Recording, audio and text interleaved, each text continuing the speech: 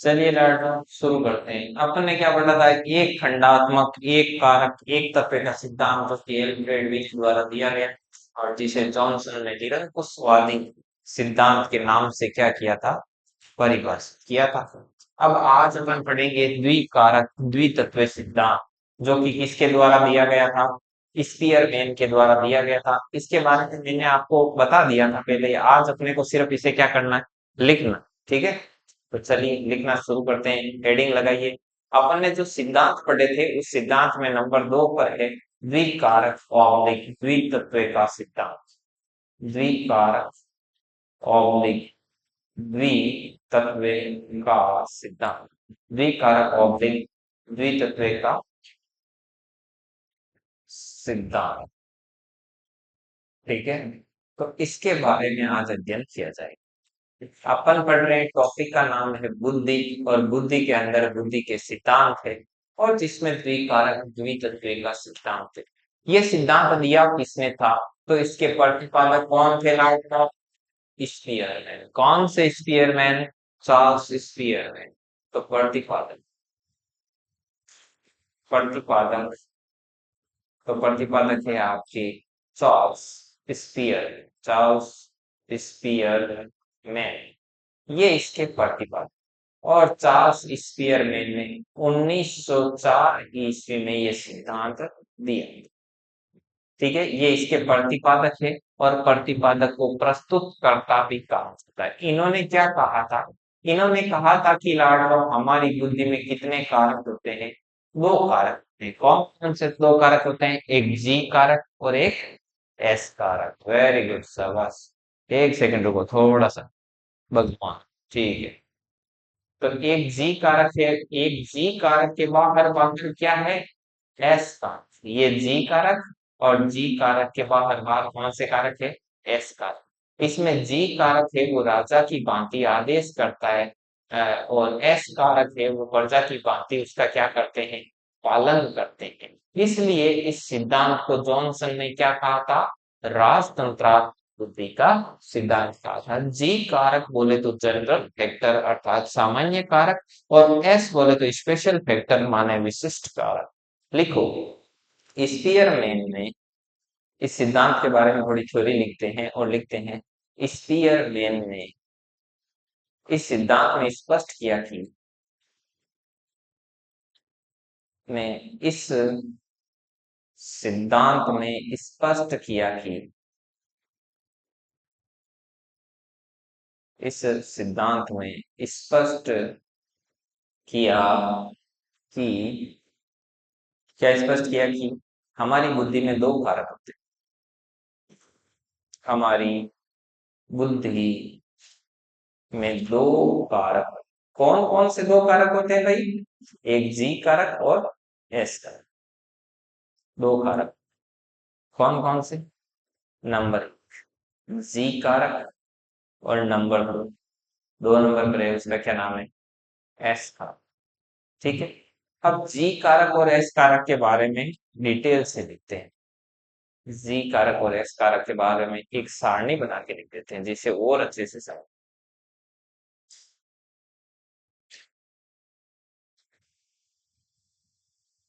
जी कारक और एस कारक, तो इस तरफ लिख देते हैं जी कारक और इस तरफ लिख देते हैं अपने एस। अब आपको दिखाई दे रहा है जैसे कि चित्र में स्पष्ट है कि जी कारक केवल एक ही है, जबकि एस कारक कई सारे हो सकते हैं, एस संख्या हो सकते हैं। तो पहला ही पॉइंट इसमें लिख देंगे लाडलो कि जी कारक यह एकमात्र होता है। मतलब ये तो केवल एक ही होता है। और इधर क्या लिखेंगे? इधर लिखेंगे ये अनेक होते हैं।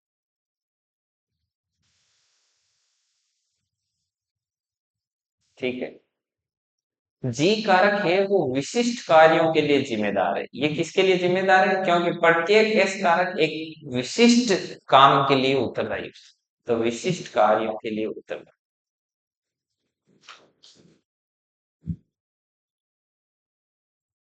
तो जी कारक है वो उत्तरदायी। अब जो जी कारक है वो राजा की भांति आदेश देता है। एस कारक तो क्या करेंगे, पर्टिकुलर कोई चीज है उसको रन करवाएंगे, दौड़ने का ये, चलने का ये, पढ़ने का ये, नाचने का ये, गाने का ये, और उन सब की मॉनिटरिंग कौन करेगा, जी कारक। तो बताओ अपने को जीवन में कोई सफलता मिले तो उसके लिए कौन उत्तरदायी है, जी कारक। क्योंकि जी कारक ने यदि नेगेटिव फीडबैक दे दिया या कोई नेगेटिव इंस्ट्रक्शन दे दिया तो एस कारक फिर क्या करेगा, कोई नेगेटिव गाइड नहीं करेगा। तो सफलता के लिए जी कारक जिम्मेदार है।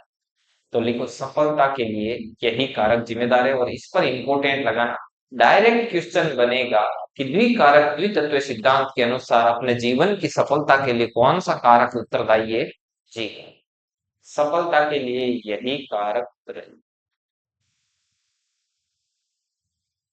यही कारक उत्तरदायी।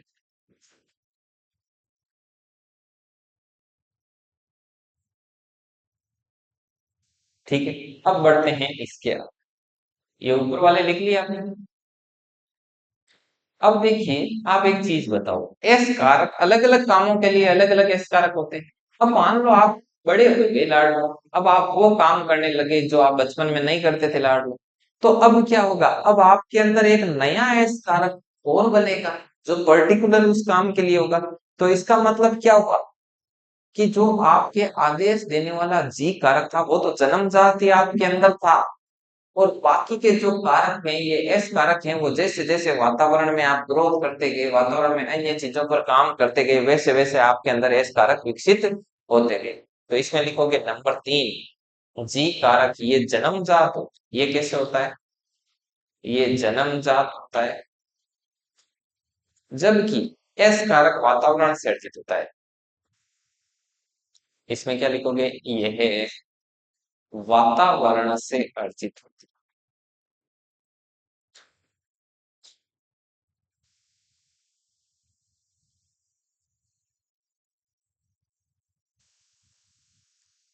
नंबर 4, यह 15-16 वर्ष की आयु तक विकसित होता है, जबकि वो 25 से 30 वर्ष के।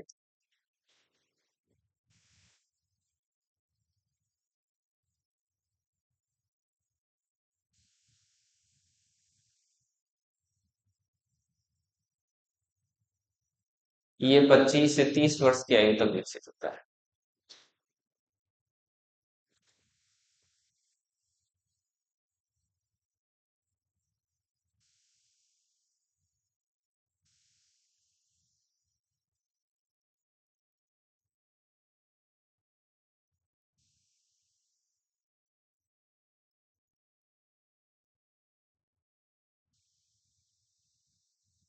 समझ में आएंगे।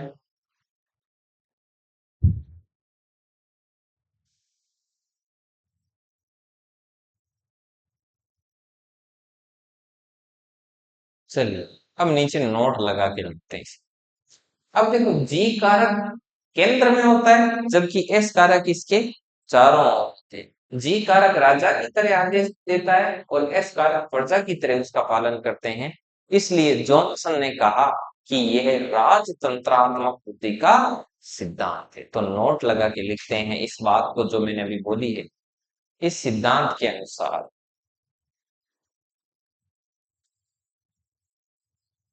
इस सिद्धांत के अनुसार जी कारक केंद्र में होता है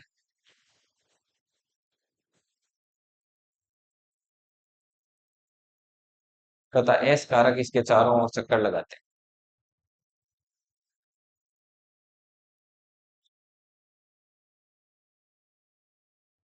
चारों ओर चक्कर लगाते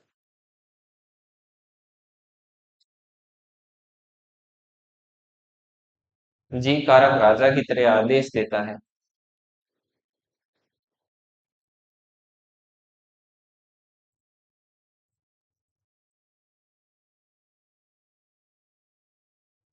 तथा एस कारक उसका प्रजा की तरह पालन करता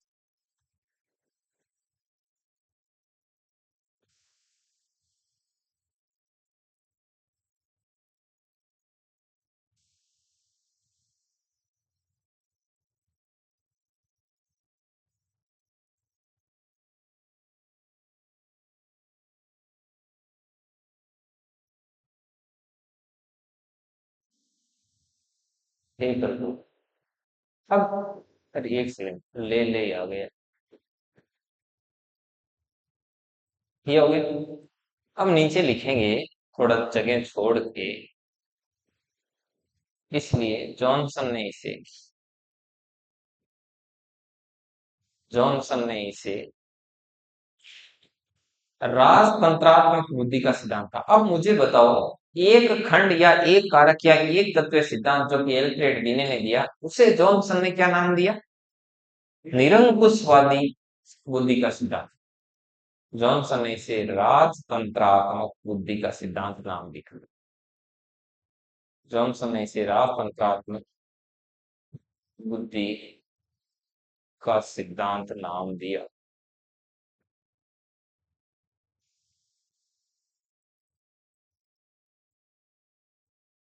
चल, इसके आगे आता है त्रिखंडात्मक बुद्धि का सिद्धांत। कौन सा सिद्धांत? त्रिखंडात्मक बुद्धि का सिद्धांत। अब त्रिखंडात्मक बुद्धि का सिद्धांत किसका है?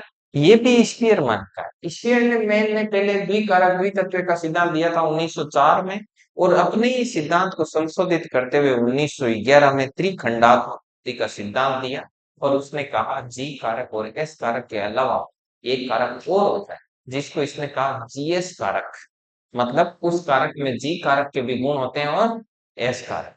बस इस चीज को लिख। तो अगला नंबर लगाते हैं। और तीसरा पॉइंट है अपना त्रिखंडात्मक बुद्धि का सिद्धांत।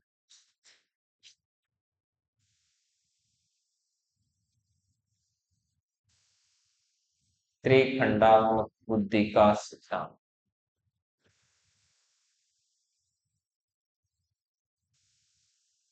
तो इसमें लिखेंगे स्पीयरमैन ने अपने ही बुद्धि के सिद्धांत को संशोधित करते, क्योंकि ऊपर वाला द्वितत्व भी इसी का ही है। स्पीयरमैन ने अपने ही सिद्धांत को संशोधित करते हुए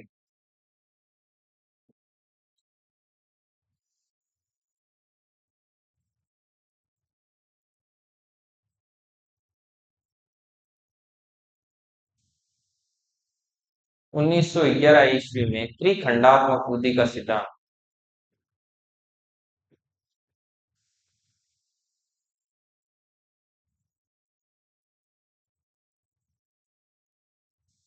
त्रिखंडात्मक बुद्धि का सिद्धांत दिया।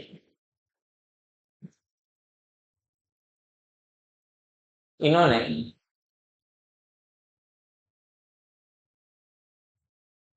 ये बताया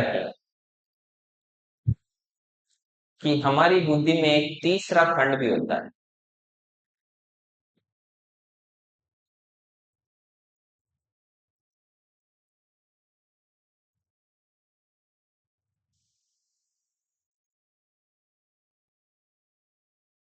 जिसमें जीव एस कारक समूह में पाए जाते हैं।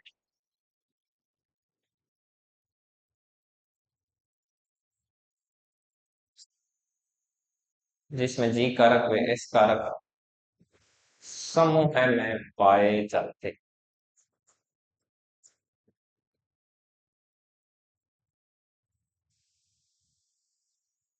हो गए? तो ये स्पीयरमैन का त्रिखंडात्मक बुद्धि का सिद्धांत कब है? ऐसे लड़ लो, कई मनोवैज्ञानिक तो अपने मुंह से कुछ कह दिया ना, बस सिद्धांत बन गया। अभी एक आगे सिद्धांत आएगा, अभी जस्ट मैं लिखाता हूँ। ऐसे ही करते करते बीएस बलून था। बीएस बलून से पूछा कि बुद्धि का सिद्धांत दो, तो उसने सिद्धांत दिया कि बुद्धि जैसी कोई चीज होती नहीं। ये, और ये उसका सिद्धांत है भी। तो लोगों को आश्चर्य हुआ, तो इसलिए कहते हैं बुद्धि का आश्चर्यजनक सिद्धांत। तो बुद्धि का आश्चर्यजनक सिद्धांत किसने दिया? बीएस बलून ने। क्या सिद्धांत दिया? कि बुद्धि जैसी कोई चीज होती ही नहीं। अच्छा,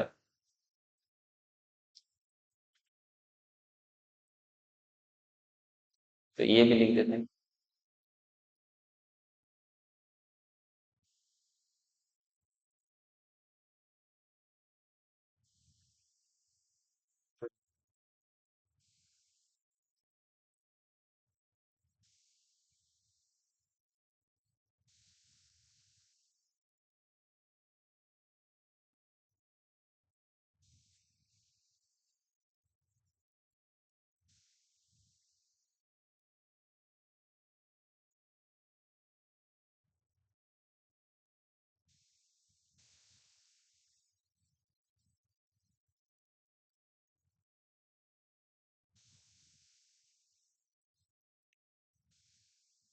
आगे लगाइए। कौन सा सिद्धांत लगाओगे? बुद्धि का आश्चर्यजनक सिद्धांत। तो हेडिंग लगाया नंबर 4, बुद्धि का आश्चर्यजनक सिद्धांत।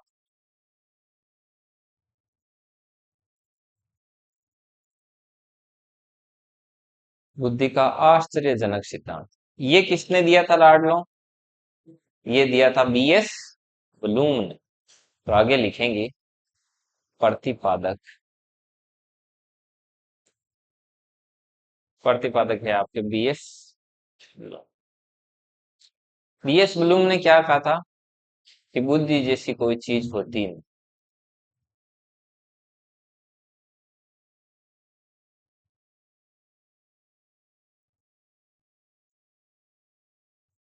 बुद्धि जैसी कोई चीज होती ही नहीं।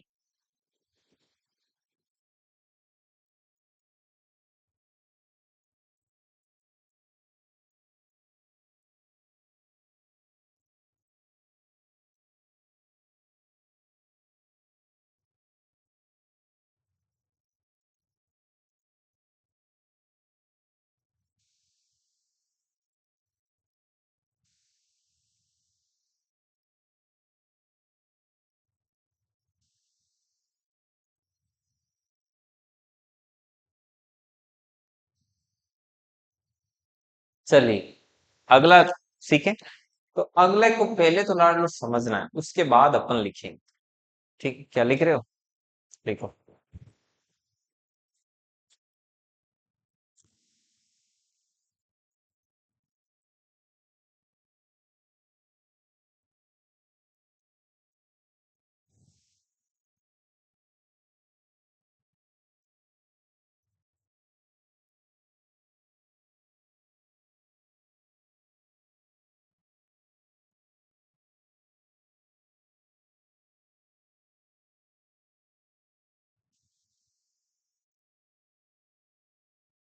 अगला सिद्धांत है जिसको पहले आपको समझना है, तत्पश्चात अपन लिखेंगे। अगला सिद्धांत है, पहले समझना आप इसको, बहुकारक ऑब्लिक बहुतत्व का सिद्धांत। और ये किसने दिया था लाडलो? ये दिया था थॉर्नडाइक। और ये इसका नाम इंपोर्टेंट है कि बहुकारक सिद्धांत किसके द्वारा दिया गया? थॉर्नडाइक के द्वारा। ये क्वेश्चन है वो मोस्ट रिपीटेटिव है, ठीक है ना? तो इसका प्रतिपादक बहुत ज्यादा इंपॉर्टेंट है, थॉर्नडाइक। अब पहले मैं आपको थ्योरी समझाता हूँ कि क्या है क्या नहीं। तो देखिए, थॉर्नडाइक भाई साहब है, इन्होंने कहा कि एल्फ्रेड बिने कह रहा है कि एक तत्व है, स्पीयरमैन ने पहले कहा दो तत्व है, फिर कह रहा तीन तत्व है।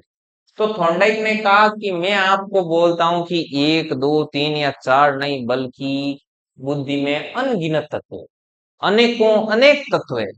और हमारे द्वारा किए जाने वाले प्रत्येक कार्य के लिए एक स्पेशल तत्व जिम्मेदार है। समझ में आई बात? हम दिन भर में अनगिनत कार्य करते हैं और उसके लिए हमारे बुद्धि में विद्यमान अनगिनत तत्व उनके लिए जिम्मेदार। तो लोगों ने कहा कि ये क्या मतलब हुआ? तो इसने कहा कि जैसे मिट्टी का कोई भी ढेला लेते हैं तो उसमें अनगिनत छोटे छोटे कण विद्यमान हैं। कोई बालू लेते हैं तो बालू में असंख्य कण है, वैसे ही हमारी बुद्धि में भी असंख्य तत्व हैं। इसलिए इस सिद्धांत को बालू का सिद्धांत भी कहा जाता है। इसके अलावा और क्या कहा जा रहा है? फिर लोगों ने कहा कि जैसे एक परमाणु होता है, उस परमाणु में कई इलेक्ट्रॉन होते हैं, तत्व होता है, अणु, अणु के अंदर परमाणु, परमाणु के अंदर अनेक इलेक्ट्रॉन होते हैं। वैसे ही हमारी बुद्धि में अनेक तत्व होते हैं। तो कहा अच्छा, तो इसे परमाणु का सिद्धांत भी कहा गया। बालू का सिद्धांत, परमाणु का सिद्धांत। तो उन्होंने कहा ये तो आप ऐसे बता रहे हो जैसे कोई हम क्वांटम फिजिक्स पढ़ते हैं। क्वांटम फिजिक्स में क्या होता है, अपन अणु, परमाणु, इलेक्ट्रॉन ऐसे पढ़ते हैं। तो बोले कि ठीक है, इस सिद्धांत को आप क्वांटम थ्योरी भी कह सकते हैं। समझ में आई बात? तो ये इस सिद्धांत के क्या हो गए? उपनाम हो गए। तो फिर उसने और कहा, उन्होंने कहा कि ऐसे जो अपने जो बुद्धि के अंदर अनगिनत तत्व हैं, असंख्य तत्व हैं। तो फिर बोले कि फिर क्या सिस्टम होता है? जैसे एक आदमी कोई काम करता है, तो उसने कहा कोई आदमी काम करता है तो उस काम को करने के लिए पर्टिकुलर तत्व तो आ ही जाता है। इसके अलावा जो पास पास में और तत्व विद्यमान होते हैं जो इससे मिलते जुलते कार्यों से बिलोंग करते हैं, वो भी इसकी मदद करने के लिए आते हैं। बोले कैसे? तो बोले कि ऐसे, जैसे दिमाग में बहुत सारे तत्व हैं, ये तत्व है वो लिखने का काम करता है, लिखने का करता है।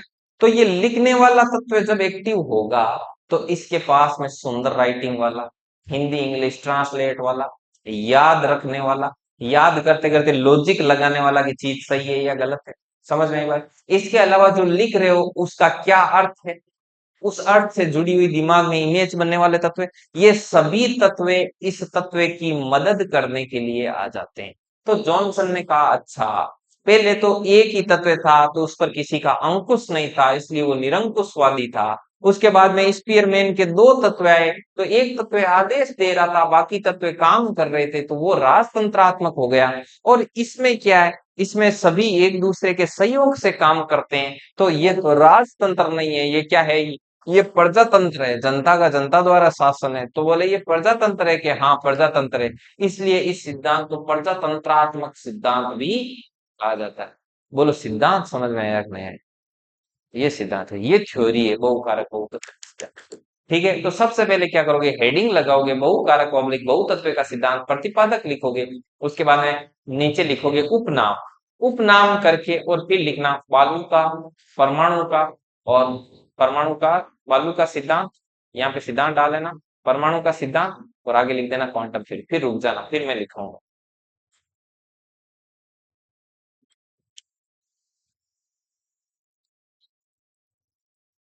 सिद्धांत।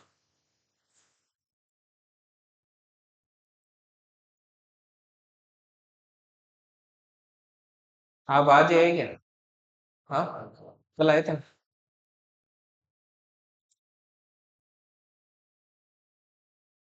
विनीता कहाँ गए थे इतने दिन? हाँ, घर पे काम था।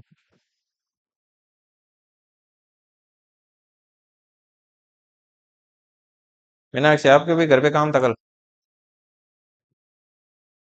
अच्छा, अब कब है अगला?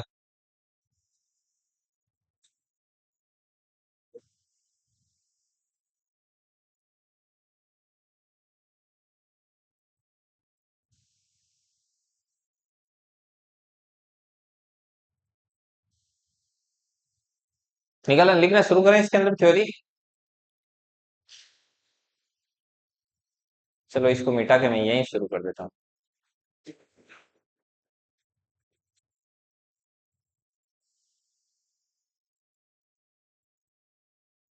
लिखो, इस सिद्धांत में थॉर्नडाइक ने बताया कि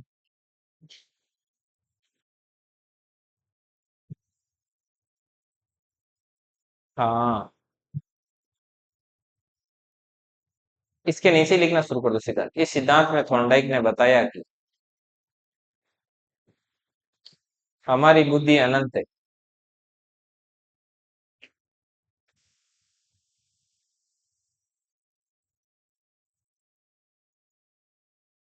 तथा प्रत्येक कारक के लिए, प्रत्येक कार्य के लिए,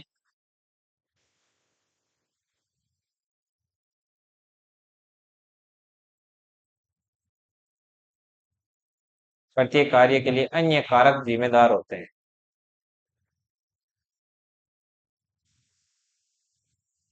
तथा बुद्धि में इनकी संख्या अनगिनत होती है। किनकी संख्या? कारकों की। तथा बुद्धि में इनकी संख्या,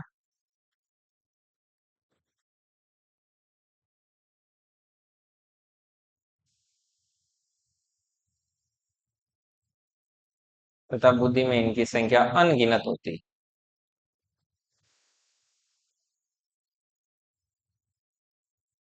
अब आपने बताओ, थॉर्नडाइक जब ये बात कह रहा है तो वो एक तरीके से स्पीयरमैन के जी कारक का विरोध कर रहा है, एस कारक का क्या कर रहा है, समर्थन कर रहा है।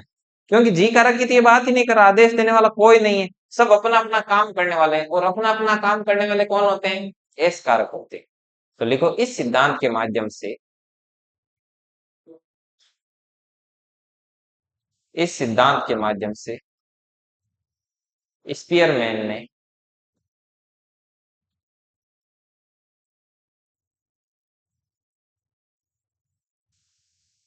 माध्यम से स्पीयरमैन ने माध्यम से थॉर्नडाइक ने, स्पीयरमैन ने, थॉर्नडाइक ने स्पीयरमैन के जी कारक का विरोध किया, स्पीयरमैन के जी कारक का विरोध किया तथा एस कारक का समर्थन किया।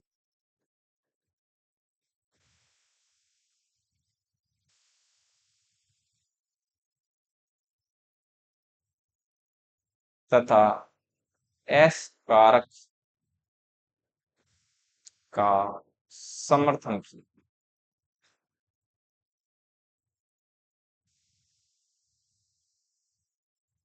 जी कारक का विरोध किया तथा इस एस कारक का समर्थन। ठीक है, नीचे वाली लाइन से लिखेंगे कि थॉर्नडाइक का मानना है कि जब भी कोई कारक कोई कार्य करता है तो उसकी सहायता करने के लिए बाकी कारक भी आ जाते हैं, इसलिए जॉनसन ने इस सिद्धांत को क्या कहा? प्रजातंत्रात्मक सिद्धांत। तो ये चीज भी यहाँ पे नीचे मेंशन कर देते हैं। थॉर्नडाइक का मानना है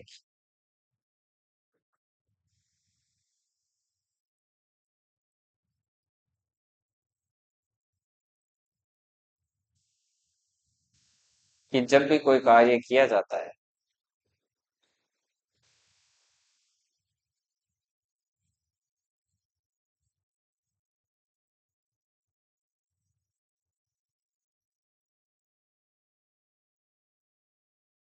तो उस कार्य को करने वाले कारक का सहयोग करने,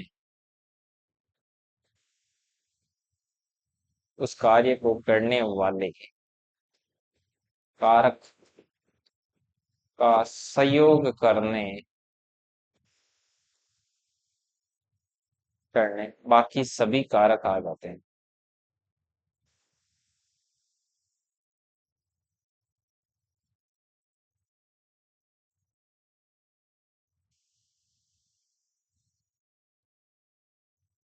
नोट लगा के लिखो, जॉनसन ने इसे प्रजातंत्रात्मक बुद्धि का सिद्धांत कहा। ठीक है, जॉनसन ने इसे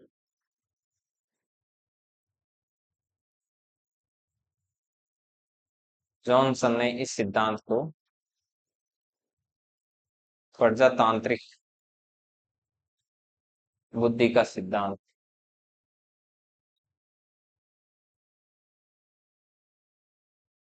प्रजातांत्रिक बुद्धि का सिद्धांत कहा।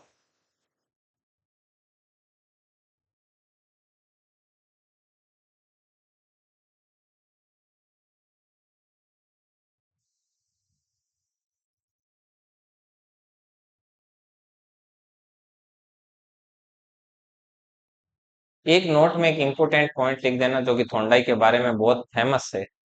थोंडाई के अनुसार हमारी बुद्धि मात्रात्मक होती है तथा इसका विकास लगभग 18 वर्ष की आयु तक हो जाता है। तो इसमें यही चीज इंपॉर्टेंट है कि थोंडाई के अनुसार हमारी संपूर्ण बुद्धि का विकास कितनी उम्र तक हो जाता है? 18 साल की। ये इसमें मोस्ट मोस्ट इंपोर्टेंट। एक और पूछा जाता है कि थोंडाई के अनुसार बुद्धि होती है मात्रात्मक, गुणात्मक, मात्रात्मक व गुणात्मक दोनों, या इनमें से कोई नहीं? तो थोंडाई के अनुसार बुद्धि की कैसी होती है?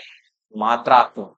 अब आप कहोगे कि सर मात्रात्मक कैसे? गुणात्मक का मतलब होता है कि जैसे अभी मैं किसी एक के बारे में बोलूं कि ये बहुत सुंदर है, इसको बहुत क्रोध आता है, ये बहुत इंटेलिजेंट है, ऐसे। तो मैंने उस शख्स के बारे में जो बात की, ये बात कैसी है? क्वालिटेटिव है। क्वालिटेटिव बोले तो गुणात्मक।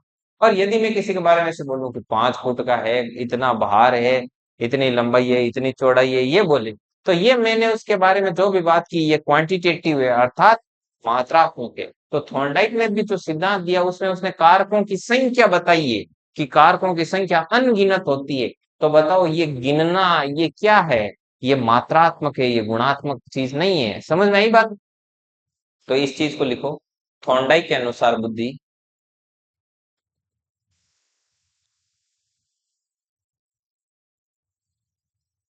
थॉर्नडाइक के अनुसार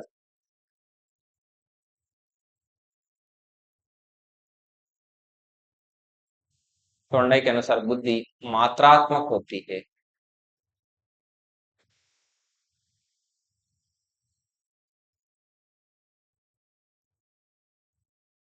तथा इसकी संपूर्ण मात्रा का विकास लगभग 18 वर्ष की आयु तक होता है।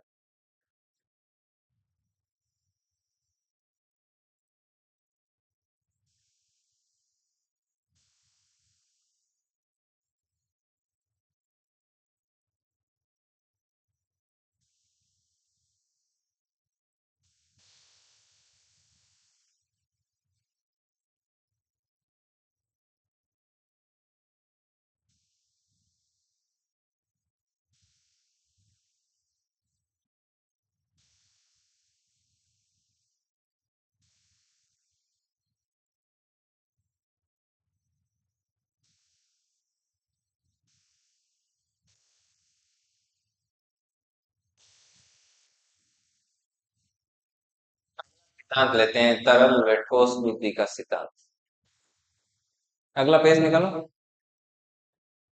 अगला है तरल व ठोस बुद्धि का सिद्धांत।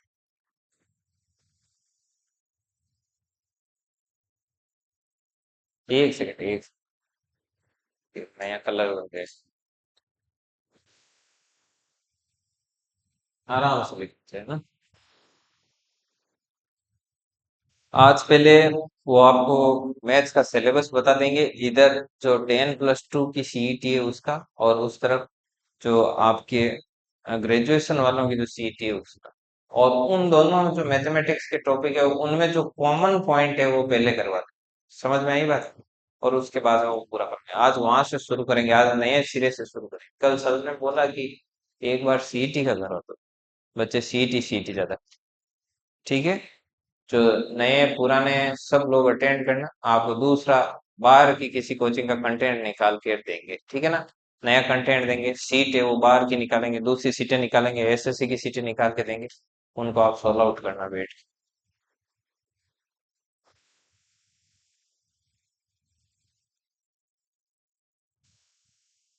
लिख लिया सभी ने?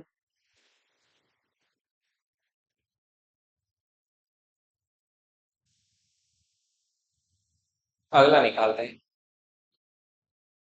लगाइए, तरल व ठोस बुद्धि का सिद्धांत। कितने नंबर का सिद्धांत है लाडवा?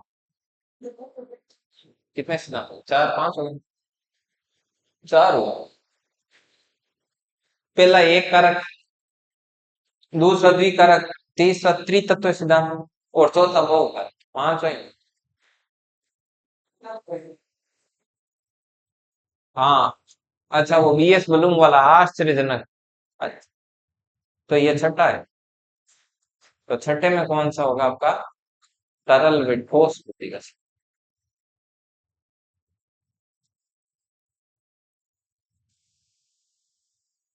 तरल व ठोस बुद्धि का ये सिद्धांत किसने दिया था? तो लाडलो, ये सिद्धांत दिया था आर बी केटल ने। इसका प्रतिपादक कौन था? इसका प्रतिपादक था लाडलो आर बी केटल। प्रतिपादक कौन था? R B kettle.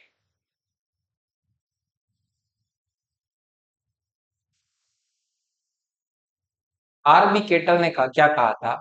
इसने इसके अनुसार हमारी बुद्धि दो प्रकार की, कैसी कैसी होती है? एक तो इसने कहा कि आपकी होती है तरल बुद्धि, और एक होती है ठोस बुद्धि। पहले इसको समझना पूरा। बोले एक तो होती है तरल बुद्धि, एक होती है ठोस बुद्धि। अच्छा, तो तरल व ठोस बुद्धि का सिद्धांत किसने दिया? ऐसा करके क्वेश्चन आता है डायरेक्ट। ठीक है, तो तरल व ठोस बुद्धि का सिद्धांत आर केटल ने दिया था। और इनके अनुसार बुद्धि दो प्रकार की होती है। तो ये लाइन भी मैं यहाँ पे डाल देता हूँ कि इनके अनुसार बुद्धि दो प्रकार की। फिर इससे पूछा कि दो प्रकार कौन कौन से हैं? तो इसने कहा तरल बुद्धि और ठोस बुद्धि। तो बोले कि दोनों में डिफरेंस क्या है? इसने कहा कि देखो भाई, तरल बुद्धि को तो आप समझना स्पीयरमैन का जी कारक, और ठोस बुद्धि को समझना है स्पेशल स्पीयरमैन का एस कारक। अब याद रखने का तरीका भी बिल्कुल आसान है। S S for solid, solid माने ठोस। समझ में आई बात? और जी कारक है तो वो तरल हो गए।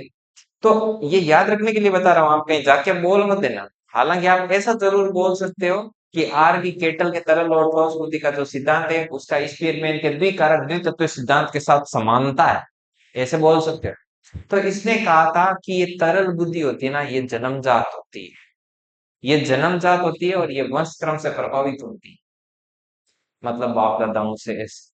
और जो ठोस बुद्धि होती है ना, वो पैदा होने के बाद इंसान क्या करता है? वातावरण से अर्जित करता है, अर्थात पैदा होने के बाद उस बुद्धि के बारे में सीखता समझता है। तो उसने कहा फिर जी कारक है, जी कारक है। जी कारक भी क्या है? आपका जन्मजात होता है। जबकि एस कारक क्या होता है? वातावरण से अर्जित होता है। हो गई सिमिलरिटी। दूसरा पॉइंट इसने बोला कि जो ये तरल बुद्धि होती है, ये जीवन में सामान्य कार्यों को करने के लिए काम में आती है, जिसे अपन नॉर्मल अपन डेली लाइफ का जो काम करते हैं उस। जबकि जो ठोस बुद्धि होती है वो क्या करते काम आती है? जीवन में विशिष्ट कार्यों में क्या काम आती है? ठोस। उसने कहा कि तरल बुद्धि होती है, इसका विकास जीवन में 15-20 साल की आयु तक होता है, जबकि ठोस बुद्धि का विकास है वो 25। हो गया ना सेम वैसे ही। तो लिखना शुरू करो, same to same as it is था।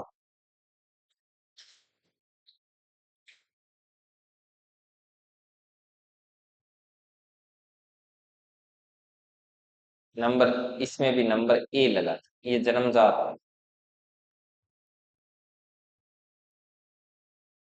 जन्मजात होती है, दैनिक जीवन के सामान्य कार्यों में उपयोगी।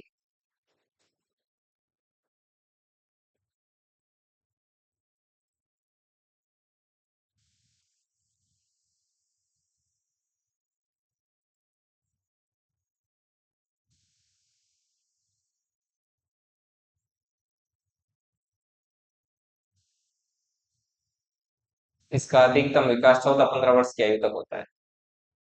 इतना ही लिख दो, 14 वर्ष, 15-16 डालो तो भी ठीक है, मतलब 15 के इर्द गिर्द। ठीक है, इसका अधिकतम विकास 14-15 वर्ष की आयु तक।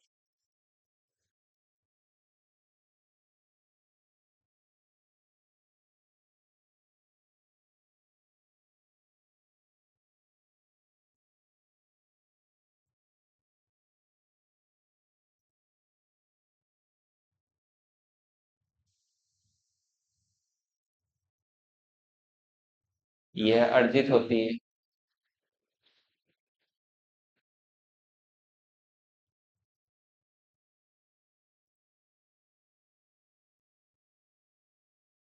यह जीवन में विशिष्ट कार्यों के लिए उत्तरदायी होती है।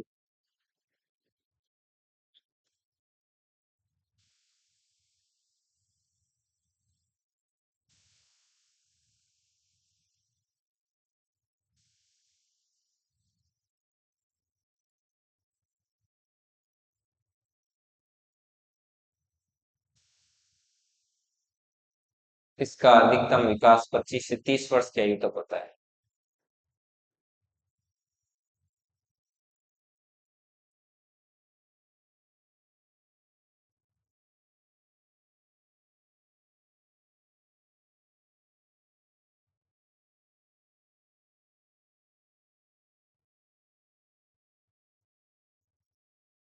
वो अपने पास पिछले सालों के वो क्वेश्चन की वो बुक थी, वो आई क्या वापस?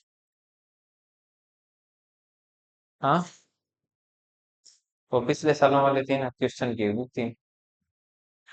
वो एक रेड रेड कलर की थी। हाँ, वो इधर उस दिन वो टीना के पास थी, बाद में वो लेके गए उसी के पास ही गया। वो आया नहीं यार, क्या लाइब्रेरी में बैठे? ठीक, कोई बात नहीं।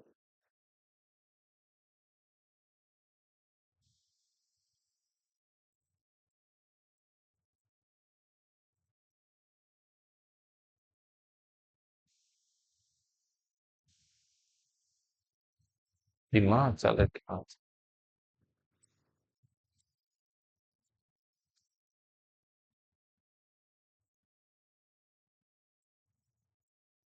कहाँ की दिया बत्ती करना बंद कर दिया कहीं लिखविदास जी? कहाँ है सुना जी पास? पूजा जी गए? अच्छा यहाँ। नहीं, लिखविदास जी हार रोए देख परमेश वर्मा है जरा। लो,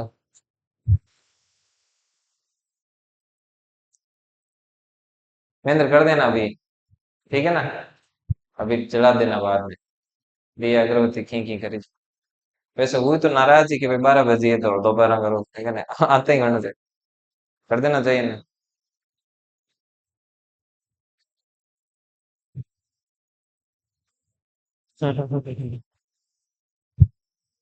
चलिए, नेक्स्ट।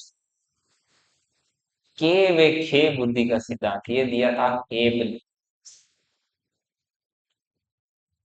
तय करिए कल।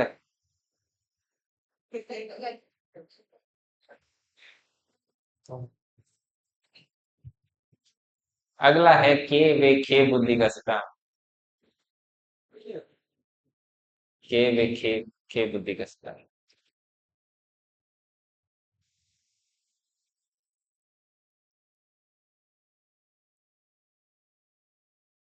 ये क्या हुआ था? ये जो भगवान से मन्नत वगैरह मांगते हैं ना, भगवान से मन्नत वगैरह मांगते हैं ना, कोई अपनी कोई विश मांगते हैं। तो हम क्या कॉलेज में पढ़ते थे, तो हमारे कॉलेज की जो मालकिन थे, उसके जो हस्बैंड वगैरह थे, वो इस टाइप के थे, ऐसे मतलब मोटे मोटे थे। और वो मतलब ऐसे थोड़े, आप उनको देखोगे दूर से ऐसे लगता था जैसे ये पिचके हुए हैं। ऐसे जैसे किसी के ऊपर ऐसे वेट डालते हैं, जैसे रबड़ के होते हैं गुड्डा, उसको पिचक कैसे जाता है। तो हमारे को साथ में पढ़ते थे गर्ल्स वगैरह, वो बहुत चिढ़ाते थे, वो बोलते थे कि मैम ने वो बोर को गुड्डा बनाया, वो गिल्ली मिट्टी का बना दिया। के वे खे बुद्धि का सीधा। नहीं समझ में आएगा? हाँ, बोर को जो गुड्डा बनाया ना, वो गिल्ली मिट्टी का बना दिया। प्रतिपादक। प्रतिपादक थे कौन? हेब। प्रतिपादक कौन थे इसके? ये आगे है, 7 नंबर। के वे खे बुद्धि का सीधा। इसको ऐसे भी याद रख सकते हो कि जैसे मैं बोलूं के वे खे बुद्धि का सिद्धांत, तो आपके मन में आए कि हे, अब आपको के वे खे भी पढ़ना पड़ेगा, है क्या नहीं? तो हे अब से हे भी। तो इसमें भी लाडला ज्यादा कुछ नहीं है, इसके तो बहुत ही नॉर्मल थ्योरी है, और हेम को बहुत कम पूछा जाता है, पूछा भी नहीं जाता, लेकिन मान लो बाय द वे पूछे। इसमें सिर्फ इतना ही है कि बुद्धि में दो दो प्रकार की बुद्धि होती है, के वे खे। जो के बुद्धि होती है, वो जन्मजात होती है और वंश क्रम से प्राप्त होती है। जबकि जो खे बुद्धि होती है, वो वातावरण से अर्जित की जाती है, और इसके अलावा इसमें कुछ नहीं, इतना ही नहीं।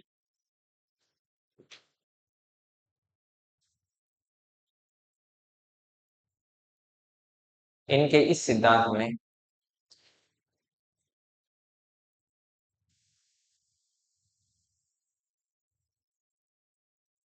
हेब ने क व ख दो प्रकार की बुद्धि का उपयोग किया। क व ख दो प्रकार की बुद्धि का,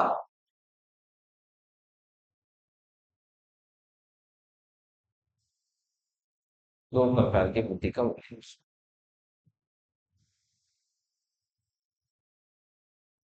क बुद्धि को वंश क्रम पर आधारित बताया।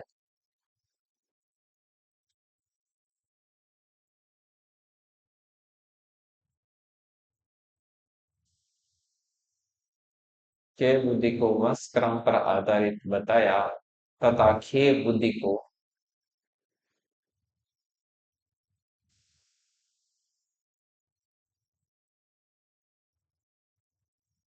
वातावरण से प्राप्त बुद्धि के रूप में जाना जाता है।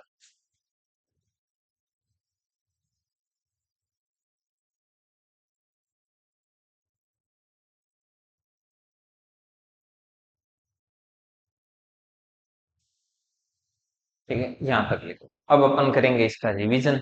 जितना भी पढ़ा है अपन ने आज, उस पूरे का अपन रिवीजन। ठीक है, और फिर अपन आगे बढ़े। तब तक टाइम हो जाएगा, 10 मिनट टाइम।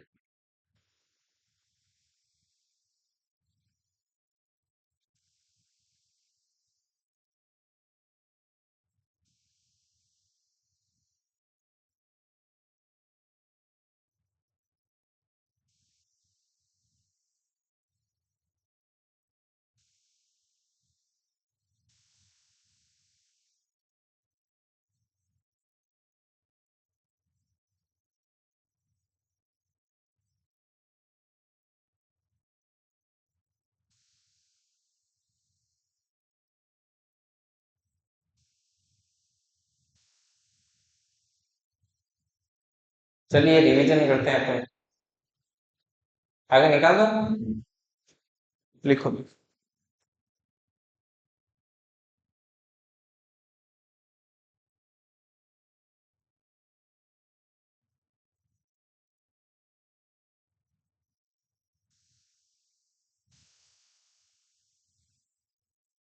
देखिए, अपन ने कहाँ से पढ़ना शुरू किया था लाडो? अपन ने शुरू किया था द्विकारक द्वितत्व सिद्धांत से, अपन ने शुरू किया। अच्छा हाँ, लिखो देखिए। लिखो लिखो लाडो, दो चार।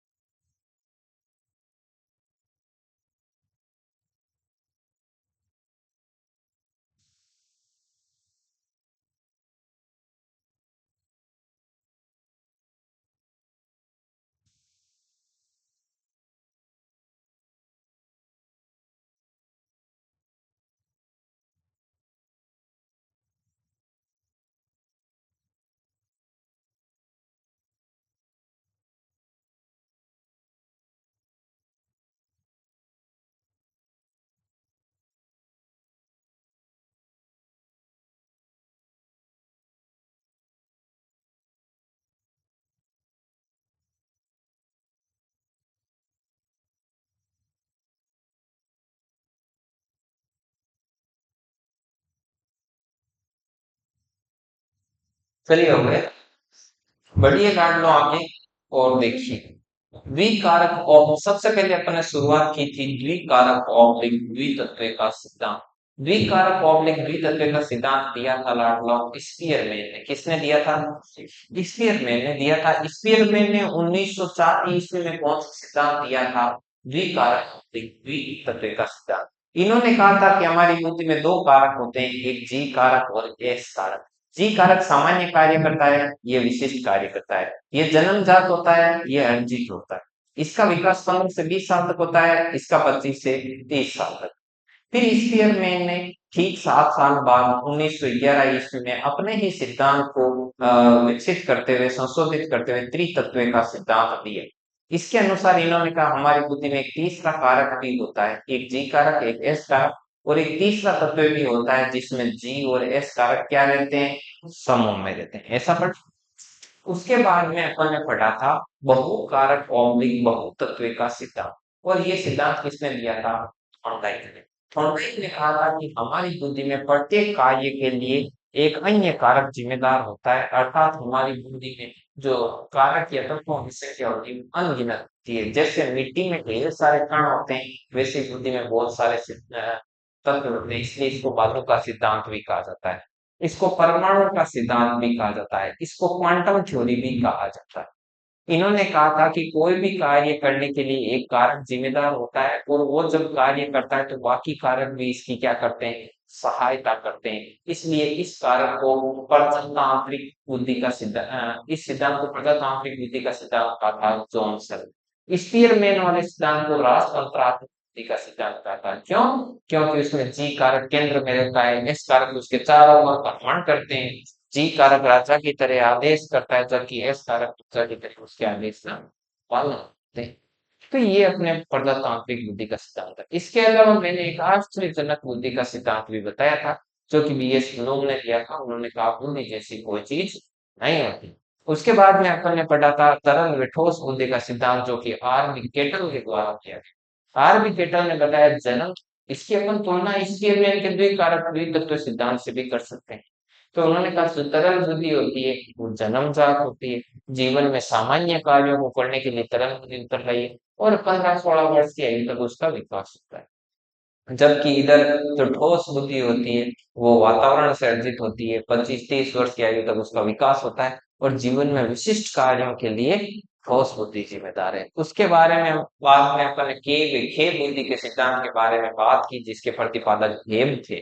उन्होंने बताया कि खेब बुद्धि है वो जन्मजात और वंश क्रम पर आधारित होती है, जबकि खेब बुद्धि है वो क्या होती है? वातावरण से अर्जित। इतना ही पढ़ा आज, है ना? तो ठीक है, बाकी का अध्ययन है वो अपन अगली क्लास में करेंगे। ये क्लास आपको यूट्यूब पे मिल जाएगी, आज रिकॉर्ड हो गई बराबर बात। ओके।